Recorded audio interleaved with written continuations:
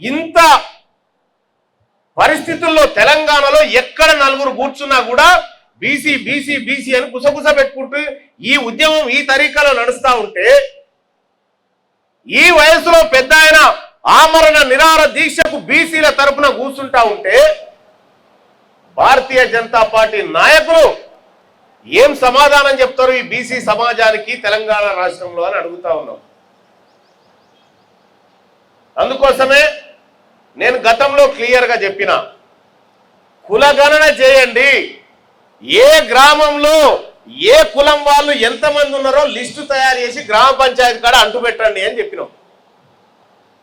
ఇవాళ నిన్న మొన్న ఇండిపెండెంట్ కమిటీ స్వతంత్ర కమిటీ రిపోర్ట్ వచ్చింది.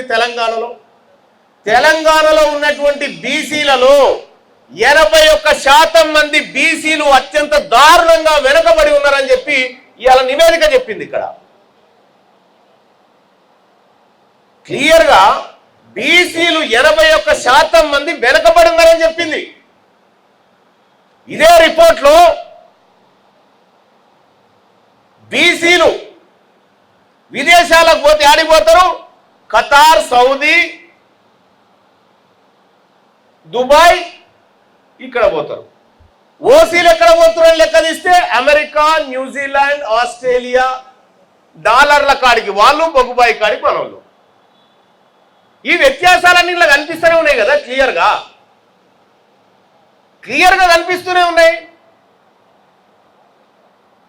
ఇవాళ మెజారిటీ బీసీలకు దక్కాల్సినటువంటి పథకాల విషయంలో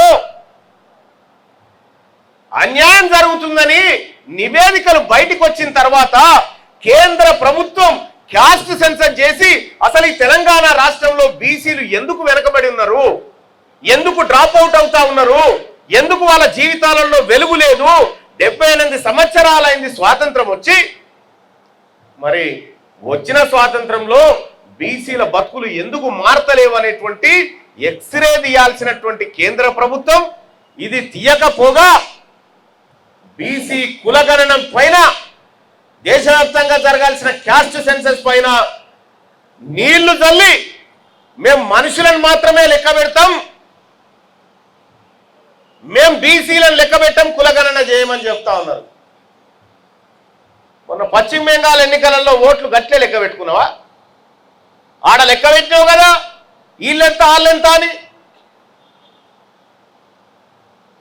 అందుకోసమే ఇది తెలంగాణ రాష్ట్రంలో ఒక నికార్సైన బిడ్డ, ఈ జాతుల కోసం పుట్టినటువంటి ఈ తెలంగాణ రాష్ట్రంలో బీసీలకు హనుమంతుని పాత్ర పోషిస్తున్న మా పెద్దన్న, ఆయన ఉద్యమాన్ని మేము తెలంగాణ రాజ్యాధికార పార్టీగా మరీ ముఖ్యంగా బీసీ బిడ్డలుగా గౌరవిస్తా ఉన్నాం, దాన్ని గౌరవిస్తా ఉన్నాం.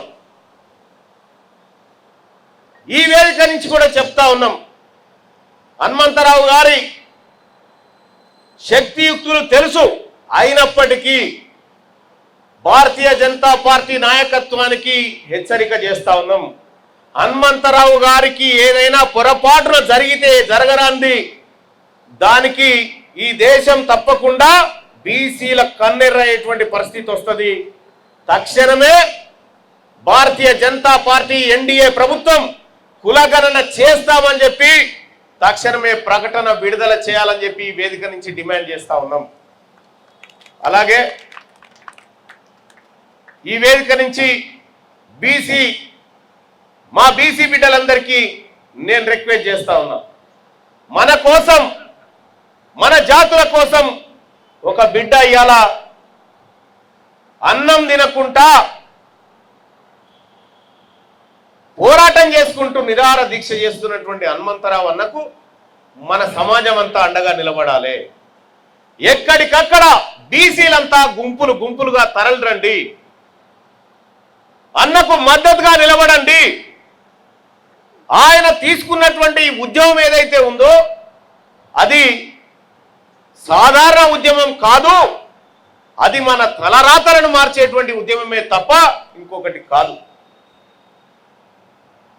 ఈ తెలంగాణ రాష్ట్రంలో ఉన్నటువంటి బీసీ ప్రజలారా, ఇవాళ శనివారం, రేపు ఆదివారం అందరు ఇంటికానే ఉంటారు. ఒక అడిగిడిగి హనుమంతరావు అన్న ఇంటి దగ్గరికి వచ్చిపోండి, మన కోసం చేస్తా ఉన్నాడు. ఈ జాతర కోసం ఈ నమూనాలో త్యాగాలు చేసిన వాళ్ళు చాలా తక్కువ ఉన్నారు. కాబట్టి మీ అందరినీ కూడా హనుమంతరావు అన్న దీక్షా వేదిక దగ్గరికి రావాలని బీసీలందరినీ కూడా నేను కోరుతా ఉన్నా. హనుమంతరావు అన్న ఒక మాట చెప్తా, మాకు రాజకీయ పార్టీలు ప్రభుత్వాల కంటే బీసీలే ఎక్కువ అన్న. మాకు ఆ బీసీలలో నువ్వు మాకు పెద్దన్నావు. కాబట్టి ఈ ఉద్యమాన్ని విజయ తీరానికి చేర్చడంలో నీకు వెన్నంటే ఉంటామని చెప్పి హామీ ఇస్తూ, మీరు ఏ ఆదేశం ఇచ్చినా బీసీలమందరం కూడా తప్పకుండా ఆదేశాలు పాటిస్తూ ఎక్కడికక్కడ నిరసనలు చేయడానికి కూడా సిద్ధంగా ఉన్నామని చెప్పి మీకు హామీ ఇస్తూ, ఈ అవకాశం కల్పించినటువంటి నాకు, ఇంత కార్యదీక్షతో జీవితమంతా ప్రజల కోసం బీసీల కోసం త్యాగం చేసినందుకు మీకు ధన్యవాదాలు తెలియజేసుకుంటూ సెలవు తీసుకుంటా ఉన్నా. జై హనుమంతన్న, జై బీసీ, జై బీసీ. Thank you.